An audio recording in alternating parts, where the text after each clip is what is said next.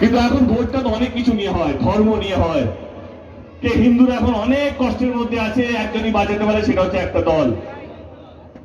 আমার একটা প্রশ্ন সবাইকে, সমস্ত নেতাদেরকে, মানুষকে না।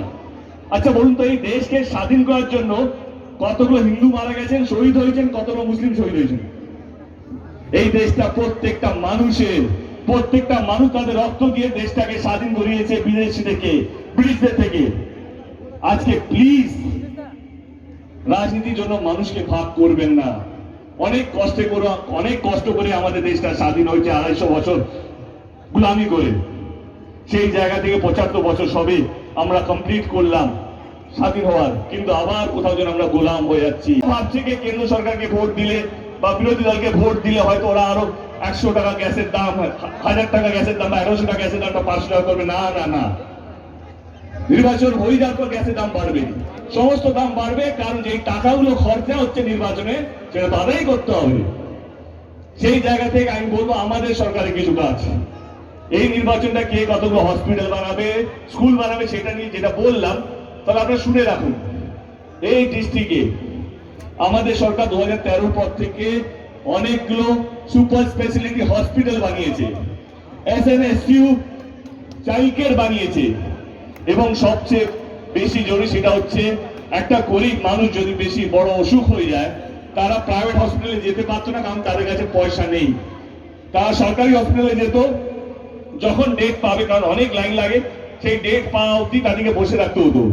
কিন্তু আমাদের সরকার স্বাস্থ্য সাথীর মতন কার্ড নিয়ে এসছে, স্বাস্থ্য সাথীর মতন প্রকল্প নিয়ে এসছে, গরিব মানুষও প্রাইভেট হসপিটালে গিয়ে চিকিৎসা করাতে পারে। তারা লাইন না দাঁড়িয়ে থাকলেও তাদের চিকিৎসা হবে প্রাইভেট হসপিটালে, এইটা অন্য কোথাও নেই। তাহলে ভোটটা আপনারা কাকে দেবেন?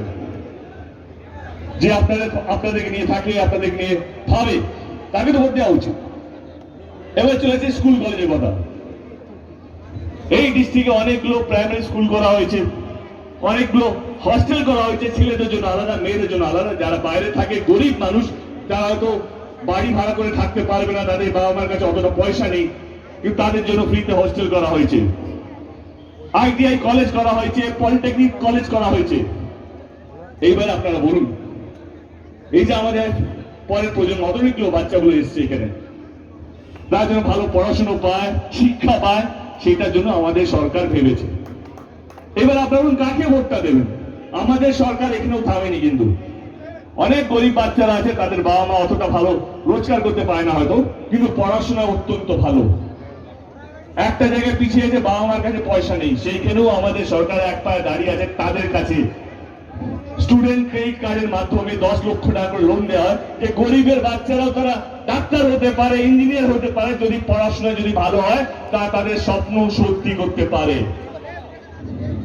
যেভাবে গরম বাড়ছে, 2014 আসার পর থেকে দিদি সবুজ সাথীর মতন প্রকল্প নিয়ে এলো, যেখানে প্রত্যেকটা স্টুডেন্ট সাইকেল পায়। এবার চলে আসে মেয়েদের জন্য। আমাদের রাজ্যের মেয়েদেরকে নিয়েও দিদি অনেক ভেবেছে। আগে মেয়েরা বেশি দূর অব্দি পড়াশোনা করতে পারতো না, কারণ বাবা মা ভাবতো বেশি কি পড়িয়ে লাভ, তাদের পড়াশোনা করে তাদের বিয়ে করিয়ে দিই। তাদের পাশে দিদি দাঁড়িয়েছে কন্যাশ্রীর মতন প্রকল্প নিয়ে এসে, যতটুকু চাইবে, যতদিন চাইবে মেয়ে পড়তে পারে, তার পাশে আমাদের দিদি, আমাদের সরকার দাঁড়িয়েছে। সেইখানে থামেনি। অনেক গরিব পরিবার আছে যারা মেয়ে বিয়ে দেওয়ার জন্য ঠিক মতো অর্থ জমাতে পারে না, তার পাশেও আমাদের দল, আমাদের নেত্রী, আমাদের সরকার দাঁড়িয়ে আছে। রূপশ্রীর মতন প্রকল্প, যেখানে 25,000 টাকা করে দেওয়া হয়। এবার এখানেও থামেনি। এবারে আপনারা বলুন, আমি যেটা প্রথমে বললাম, চিৎকার করে কিছু হয় না। যেই সরকার কাজ করবে, কাজ মানুষের সামনে রাখবে, যদি কাজে নিরীক্ষে ভোট হয়, তাহলে দক্ষিণ মালদায় একটা ভোট অন্য কোথাও পড়বে না, সব কটা তৃণমূল কংগ্রেসে পড়বে, যদি কাজে নিরীক্ষে ভোট হয়। কিন্তু এখন ভোটটা তো অনেক কিছু নিয়ে হয়, ধর্ম নিয়ে হয়। কে হিন্দুরা এখন অনেক কষ্টের মধ্যে আছে, একজনই বাঁচাতে পারে, সেটা হচ্ছে একটা দল। আমার একটা প্রশ্ন সবাইকে, সমস্ত নেতাদেরকে, মানুষকে না। আচ্ছা বলুন তো, এই দেশকে স্বাধীন করার জন্য কতগুলো হিন্দু মারা গেছেন, শহীদ হয়েছেন, কতগুলো মুসলিম শহীদ হয়েছেন? এই দেশটা প্রত্যেকটা মানুষ তাদের রক্ত দিয়ে দেশটাকে স্বাধীন করিয়েছে বিদেশি থেকে, ব্রিটিশদের থেকে। আজকে প্লিজ রাজনীতির জন্য মানুষকে ভাগ করবেন না। অনেক কষ্ট করে আমাদের দেশটা স্বাধীন হয়েছে 250 বছর গোলামি করে। সেই জায়গা থেকে 75 বছর সবে আমরা কমপ্লিট করলাম স্বাধীন হওয়ার, কিন্তু আবার কোথাও যেন আমরা গোলাম হয়ে যাচ্ছি। কিছু নেতাদের জন্য তারা ধর্মকে এগিয়ে রাখছে, তারা বোঝাচ্ছে কে হিন্দু কে মুসলিম। আপনারা শুনলে অবাক হবে, এই স্কুলের বাচ্চারা, আপনারা তো স্কুল গেছেন অনেকেই, তাই না? মনে হয় সবাই স্কুলে গেছে। আচ্ছা বলতো, আমরা যখন ছোট ছিলাম কখনো ভেবেছেন পাশে যে ছেলেটা বসে আছে ও হিন্দু না মুসলিম? কখনো ভেবেছেন আমরা ঈদে কেন আমার অন্য বন্ধুকে ডাকবো? আমরা সবসময় ঈদে আমার বন্ধুর বাড়ি থেকে খেয়েছি, পুজোতে আমরা তার থেকে ডেকেছি। আজকে বাচ্চারা যারা 4th-এ পড়ে, 5th-এ পড়ে, 6th-এ পড়ে, তারা জানে কে হিন্দু কে মুসলিম। তাদের মাথার মধ্যে চলছে হিন্দু মানে হিন্দুর সঙ্গে বন্ধুত্ব করবে, মুসলিম মানে মুসলিমের সঙ্গে বন্ধুত্ব করবে। আমরা কোথায় যাচ্ছি? তাদেরকে হিন্দু মুসলিম জানার বয়স। উত্তরপ্রদেশে পরীক্ষা হচ্ছে, পরীক্ষার খাতা খালি রেখে জয় শ্রীরাম লিখে দিয়ে দিচ্ছে, 50% মার্কস পৌঁছে গেছে তারা। মানে এটা এতটাই খারাপ, যদি বাংলায় পরীক্ষা হয় খালি খাতায় জয় বাংলা লিখে দিয়ে দিয়ে সে 50 মার্ক পাবে, সেটা অতটাই খারাপ হবে যদি হয়। কিন্তু যেই দিকে যাচ্ছে, তাহলে বিশ্বাস করুন যার পড়াশোনা করে লাভ নেই, শুধু জয় শ্রীরাম জয় বাংলা লিখলেই হয়ে যাবে। আপনারা কি চান? আপনাকে এরকম একটা সমাজ চান যেখানে ধর্ম হবে আর কিছু হবে না, রাস্তা রাস্তায় শুধু মন্দির হবে, রাস্তা রাস্তায় শুধু মসজিদ হবে, চিকিৎসা করার জন্য হসপিটাল হবে না, পড়াশোনার জন্য স্কুল কলেজ হবে না। কেউ বলবে না কি আমরা এতটা ইউনিভার্সিটি করেছি, আমরা এতটা হসপিটাল করেছি। বলবে আমরা বিদেশে লন্ডনে একটা মন্দির করেছি, আমেরিকা একটা মন্দির করেছি, দুবাইতে একটা মন্দির করেছি। এইগুলো নিয়ে আলোচনা হবে। উপস্থিত হয়েছেন, আমরা মাথাবাড়ির তরফ থেকে মাননীয় পদাধিকারীকে স্বাগতম জানাচ্ছি।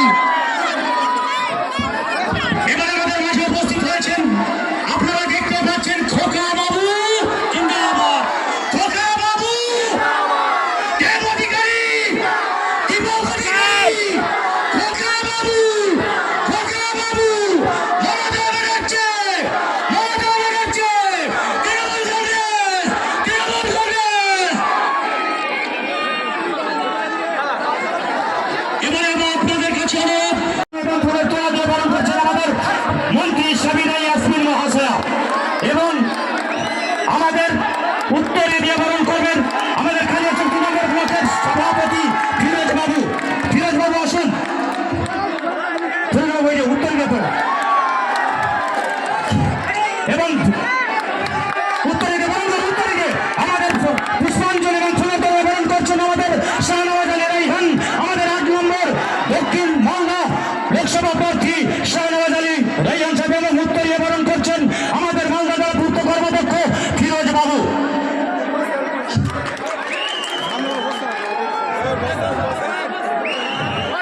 এবারে আপনারা আপনাদের মাঝে দীর্ঘ প্রত্যাশী, আমরা চলচ্চিত্র জগতের নায়ক দীপক অধিকারী দেব আমাদের মাঝে উপস্থিত আছেন।